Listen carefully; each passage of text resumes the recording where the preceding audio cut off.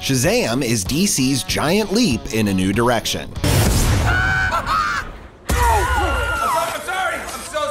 Comedy. So on this IMDbrief, we break down how DC said goodbye to grimdark and hello to Wisecracks. After the disastrous bat nipples incident of 1997's Batman and Robin, the 84-year-old publisher of Superman and Batman has seemed to steer their DC Extended Universe films towards darker, more adult stories. What, we some kind of Suicide Squad? Which some criticized as grimdark for their brutally violent and ugly tales of super strong metahumans punching the ever-loving crap out of one another. But that was before director James Wan went totally madcap in AQUAMAN with Mera eating a rose.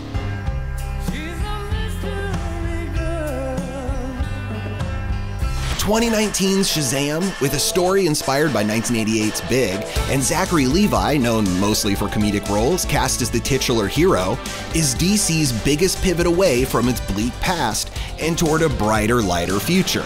You electrocuted a bus and almost killed these people. And then I caught it! 2017's Wonder Woman brought a fair share of laughs, especially in her failed attempts at blending into World War I era London.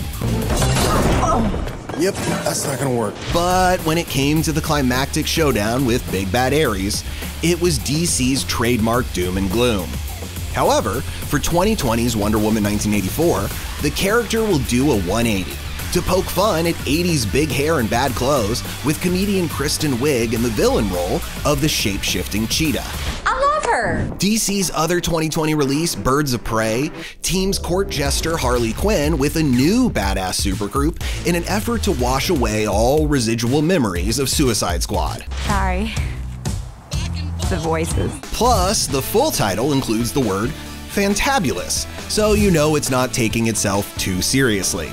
Speaking of titles, DC has designs on 3 2021 movies that begin with The Batman, The Suicide Squad, and The Flash, each to invoke a new beginning for their classic heroes, as if they want to retcon the past 6 or so years of DC films out of existence for a clean slate and a fresh start. I'm Batman. You were, but somebody else is gonna take over.